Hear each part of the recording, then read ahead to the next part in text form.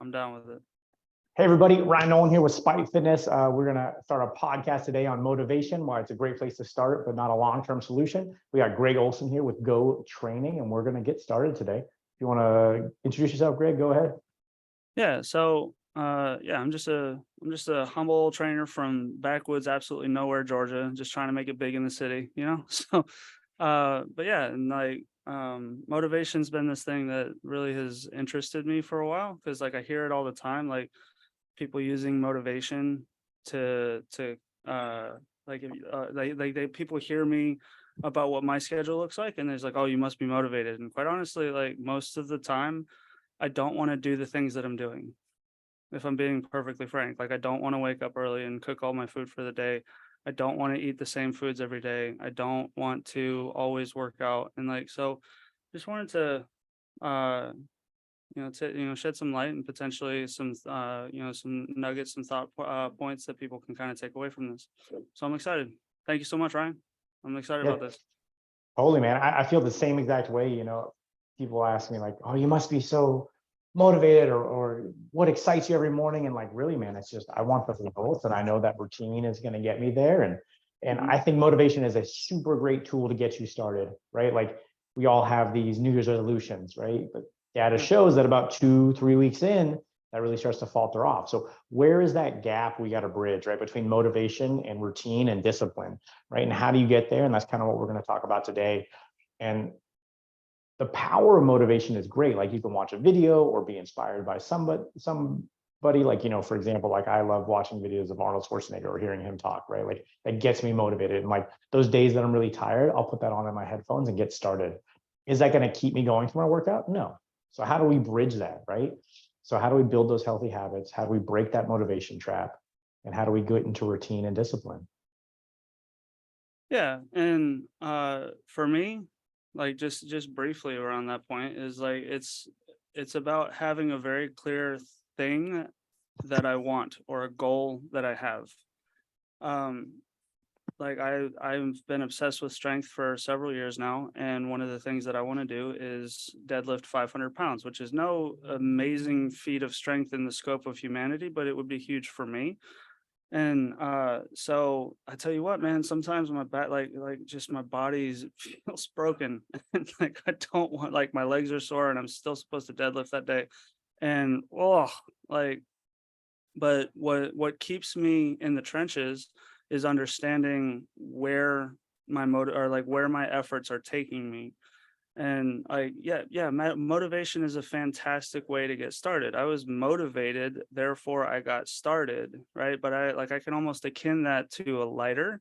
Like the motivation is the flick that actually like lights the flame itself. But if you don't nurture it or take care of it, it's never going to turn into the wildfire that could potentially heat the village. It's not like it's just gonna be blown out in the wind. And that, as you've already mentioned, the people only last 2 to 3 weeks. Most people only last about 2 to 3 weeks, and then they realize how much it sucks to do this every single day. They end up ending feeling like Bill Murray from Groundhog Day, just like every day is the same thing. Oh my God, this is boring. But what's exciting is like to being able to keep your attention on the long-term plan, and then having some ability to be able to look back on your efforts that you've made, because we all have invariably lived a little bit of life and we've accomplished things. Like I diminish what I've accomplished, so therefore I don't look back on it and like pat myself on the back, but I'm getting a little bit better at that, and like being able to acknowledge that my efforts have brought me somewhere, even though I might feel today like I'm right where I started. And that is such a defeating way to such a defeated way to feel, like, oh my gosh, I've done all of this work and I've gone nowhere. That's how I feel. But if I start to actually accrue facts, that's nothing's further from the truth. Is like I've come a long way. And the same like I've heard a little bit of your story. Like you've come a long way from your days of being a chef. And like if you can like you acknowledge that, you can run with it. Yeah, exactly, man. When I look back, I always keep the picture of like my starting picture to keep me motivated, right? And one of the things that I talk to clients about, like transitioning from motivation to like habit and routine, there's like two big things we really talk about. Like one is figuring out your why. Why are you doing this, right? Like Yeah. if you figure out why you want to work out and why you want to go to the gym and why you want to track your meals, then it's going to become real easy, right? The motivation is going to be less important. You're going to be like, okay, I have this long-term goal, right? And number two is how do you turn that into like a mindset and routine? And for me, it's really like you just said, celebrate those small wins, right? If you did one more thing than you did last week, you're gonna start breeding success, right? Like if you continue to add on one more thing, right? I think the biggest problem with, like, for example, New Year's resolutions, people are like, I'm gonna change everything about my life today. I'm gonna eat new meals, walk every day, work out 5 times a week, do all this stuff. And then big surprise, it doesn't happen overnight. And it's really hard, right? And so generally when I start with somebody, it's like, okay, cool. Your homework this week is you're gonna walk. That's it. Next week, you're going to track your food for a week. That's your homework. And then we're going to continue to build on these layers, right? And then before you know it, you look back after 6 months and you built a huge volume of success over and over. And now it really becomes easy because it's not about, oh, I want to lose 20 pounds before this date. It's more about, hey, let's get to these healthy habits and lifestyle changes that are going to succeed for the rest of my life, right? Like I much prefer to set a goal of like, let's get to the gym 3 times a week. And within 6 months, I want you to be at that goal, right? And that's much more flexible and maintainable, right? Because if days come up and you're like, oh, I can't make it to the gym today, cool, you've got the rest of the week to figure out when to get it in. But if it's like, I have to lose X amount of weight by this date, it can be really self-defeating if you don't necessarily achieve that, right? Or maybe you gain more muscle and while you lost fat, so the scale may not, match. So it's really just about like celebrating little wins and switching over that mindset. Yeah. And like, an example of a client of mine here recently, because like one of the things that, because you get this action impulse, like you get this desire to change and then you want to change everything, right? And like while it's admirable, it's not realistic or sustainable. And so I had this conversation with a client of mine and she was ready to change everything. And I sat and talked with her for, we were in the office for about 45-ish minutes. And I got a better understanding of what the motivation was, why she hasn't been able to do it yet. What's her daily life look like, and one of the biggest things that I noticed is that she's underhydrated, over caffeinated, and maximally stressed out. And I actually had to coach her through this because her homework was, I love this intervention. If you don't drink enough water, then get a glass of water or a bottle of water and put it on your sink, and so that when you wake up in the morning and you go shower and shave and do whatever it is that you do to get ready, like before you leave the bathroom, that water, it needs to be gone. Like, and it's not being poured down the sink. It's like you need to drink that water top to bottom. And with her, she started doing that. She wasn't happy, to be clear. She wasn't happy that I wasn't telling her to do more because she's used to trainers saying, okay, so here's your meal plan, here's your workout plan. We're going to work out 5 days a week. You're going to do cardio this many days. You're going to change the way that you eat. Blah, blah, blah, blah, blah, blah. And like I'm talking to a woman that has 5 children that works in Palo Alto. She lives in Vacaville. Like there's no way that's realistic or sustainable at all. She's already close to burnout. I don't need to add all of these things. So she wasn't happy that I told her the only thing you get to do this week is have the water by your bedside or by your sink and come to the gym when we have our scheduled sessions. And uh, she wasn't happy with it, but she did it. She stayed consistent. She trusted me. She decided to buy in. And 2 weeks later, a little more than 2 weeks later, give or take, she came to me and she said,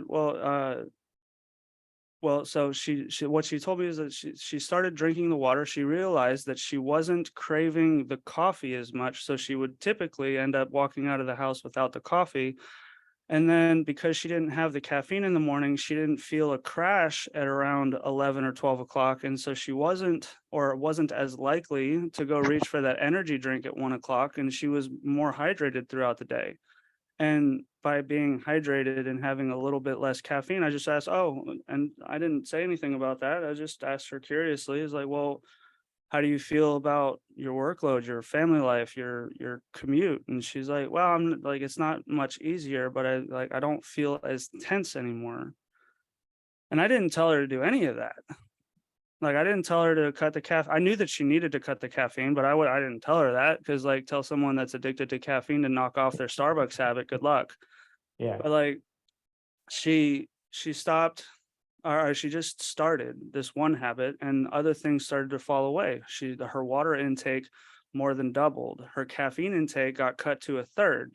I didn't try to go after the caffeine. Her stress levels went down. I didn't try to go after her stress levels. And she started to sleep better because she stopped drinking caffeine so late in the day. I didn't try to go after her sleep. The only thing I did was tell her to drink water in the morning. First thing. I don't want coffee to be the first thing that you drink in the morning. I want it to be water. That's it, man.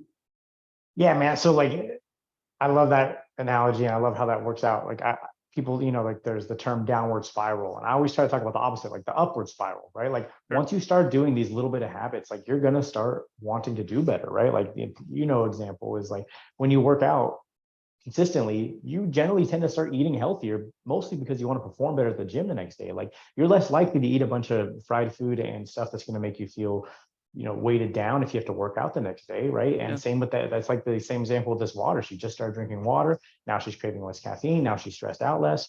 And those are like maintainable things, right? Like I can't tell you how many times I see people bring me these plans from other trainers that are like, you have to eat this way, you have to work out this. And of course it didn't work out and it led to injury and burnout. And they're like, oh yeah. And they show me day one and like the trainer has them like deadlifting on day one. I'm like, you didn't work out before that? They're like, no, but we did clean and jerks and deadlifts. And I'm like, okay, and I had 5 almonds for breakfast because that's what the meal plan said, right? Like, I'm like, cool, I could send you that same meal plan. I've seen it 100 times, right? Like, Yeah, and really that's not maintainable, man. Like that's why like I love your approach is very similar to mine. It's like let's build these lifestyle habits. Let's do simple things. Like the first thing I say when clients come to me and they ask me for this and that, what supplement should I take? What meal time should I do? What diet plan should I do? And I'm like, do you sleep 8 hours a night? And they're like, well, I'm like, oh, well then that's number one, man. We're gonna start simple, stress and sleep, right? And yeah,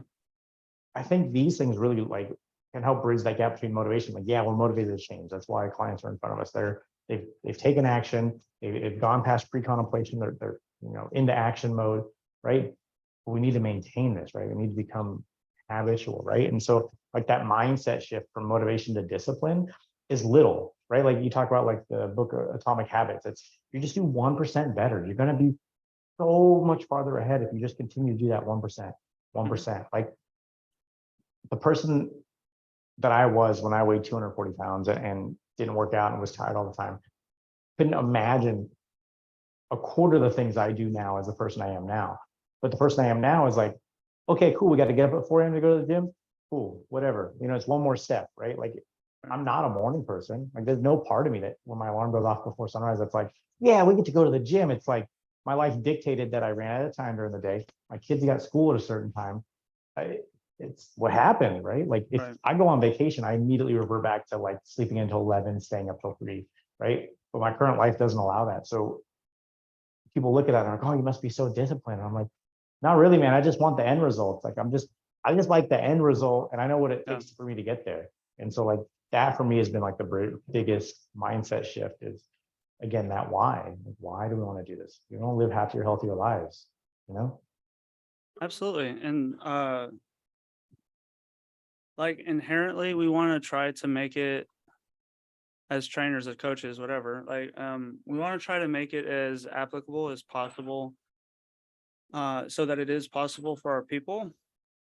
Um, but I guess I like something that I kind of curious to get like ask you is like, how do you make someone okay with the fact that they're going to be uncomfortable? So for me personally, backstory, like I grew up in Georgia. I grew up doing farm work. So like my summers as a youth athlete consisted of me waking up and going to 5 a.m. workout, coming home, taking a few hours nap, and then going out and doing yard work, farm work, whatever, with my grandfather, and then going back and doing afternoon workout, and then going home and going to sleep, rinse, wash, repeat, 6 days a week. We only take one day off, like a good Southern boy. And so like I just was always put into a position where I had to do things all day long, whether I wanted to or not. But when like one of the things that I kind of want to probe a little bit further is like somebody that's never really had to be physically disciplined. How do you get them okay with being uncomfortable? Because like there's high performers that I get in front of. They're 6-figure, 7-figure earners. They're not lazy people. Like they're like, don't get it twisted. They're not lazy people. They're making money, they're making moves, they're making bank, they're doing stuff, but they are physically lazy. And like, how do we bridge the gap of helping someone who has that kind of worker's mindset more so around this kind of stuff? And how do we transfer that, or how do we give that to someone who abhors physical training? I'm just So curious. I have an exact like example of this. Like I have a client who's just what you're talking about. He's a high level exec. You know what I mean? He's got a PhD. He's super intelligent, right? And for him, like movement is so foreign, right? Like he's in it. He just turned 50 when he started working with me. We've been working together a couple of years now, and Mhm. so I really focus on celebrating the wins. He, about a couple months into working out with me, was like, he didn't like doing any of his own homework. He didn't like doing anything on the side. Meal prepping was quote unquote difficult to him. And I gave him a hard time about that. I was like, you're telling me meal prep and tracking macros is difficult when you just told me an SOP you wrote for an entire company? Like, no, man, like you making this difficult because you don't identify with the person who wants to be healthy. Right. And so about 2 months into our working out, he looked at me and was like, my shoulder doesn't hurt anymore. I haven't noticed it hurting anymore. Because when he came to me with chronic shoulder pain, I was like, stop. What did you just say? And he was like, my shoulder doesn't hurt anymore. And since then, we've just like focused on those sort of things. Like he was like, oh, you're right. It doesn't hurt anymore. And then his back stopped hurting, right? And then he lost some of the weight, right? And we just continued to focus on these like wins that he celebrated. Like he didn't like any of it at first. Now he's doing all of his homework. A couple years in, he does everything I say. He listens to me about water, right? Like he tracks the meals. He makes it work, right? Like because he knows, okay, cool. This thing that I had a problem with is gone now, and this next problem we can challenge it that way, and this next problem we can challenge it that way, right? So it's like what you said in the beginning, focus on those little successes, right? Like that's what builds confidence, right? Like you build self-esteem by doing esteemable acts. Yeah. And so for me that's been the best way to change that gap, right? And the other one too is like self-identification. Like when people like have real issues with something, I'm like, well, why is this such a hurdle? And I Mhm. talk about like sometimes we talk about like their childhood, like where it comes from, right? Like I had one client who was like, well, when I was 12, my dad looked at me and said, well, I didn't have a belly when I was 12. And so in his head, he identifies as having a belly, right? And Mhm. once we identified like where that self-identification came from, it became much easier to change his habits around it, because when he identified as having a belly, his habits led to him having a belly. When he decided to change that like self-identification, he was able to change his habits much easier, right? Like it really comes from this intrinsic like sort of mindset, right? Back to that mindset, like why do you want to do this? What do you identify as, and how do we change from you to get there, right? I loved, like when I first started working out and getting my fitness training, I loved going to the gym, but I also still loved eating, right? I was a chef for 14 years. I loved eating crazy food all the time, right? Like I still love eating crazy food, but now I understand that like there's a time and a place, right? You know what I mean? Instead of every single meal, it's like, okay, cool. For my birthday, we went to a tasting menu, right? And I ate more food than I should have, and I felt gross the next day, right? But that used to be a daily thing, right? And so Yeah. how do we switch that? And for me, I like to change it into like a reward system. Like after I complete this 6-month program, I'm going to reward myself with this, right? Like after I do this, I'll get to there. And so it's less of a like, we can never eat tasty food ever again. It's like, cool, on your, at the end of this training cycle, you can eat wherever you want. And usually at first I start it with much more simpler, like, cool, here's a meal plan, but every Saturday night you can eat whatever you want, right? Like Mhm. make it much more restrictive. So clients that go from eating out every meal to maybe eating out one meal, it's a much easier, palatable option, right? Yeah. Yeah. Yeah, man. So like that's my biggest thing about, figure out your why.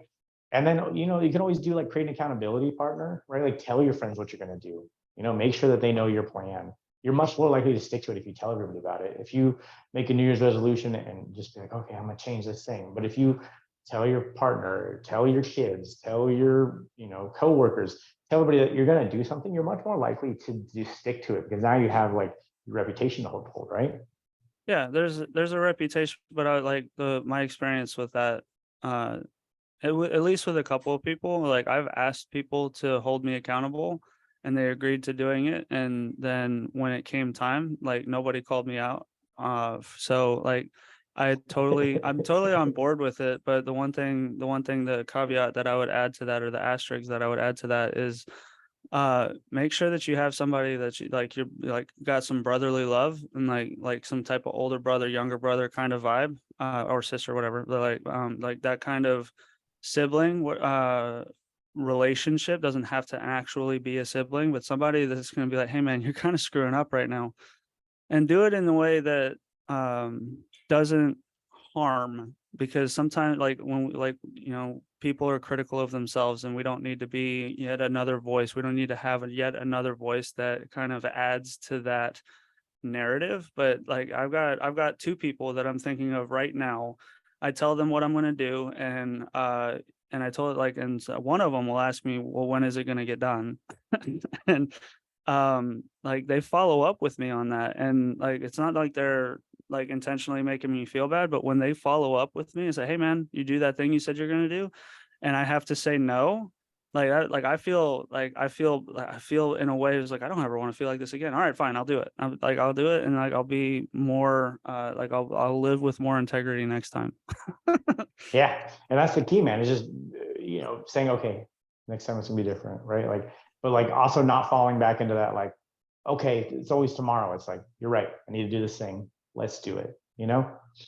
Yeah, and like And something that we can talk about in a future podcast is, because we're getting close to that time to wrap up, is like um one of the concepts that, because I just did a certification with precision nutrition, and they I was talk just looking at about, them. they took a they I've got two from them right now, and but like they constantly talk about taking a 5-minute action, like essentially you can look at the mountain, and like you can get paralyzed by the view. It's like, oh my gosh, how am I ever going to get to the top of this Mount Everest? But um stop looking at the top of the mountain and look at what your next step is. And once you know what your next step is, do it. Stop thinking about it, just do it. Like, stop intellectualizing what the next step is supposed to be and how you're going to do it perfectly. Just do it.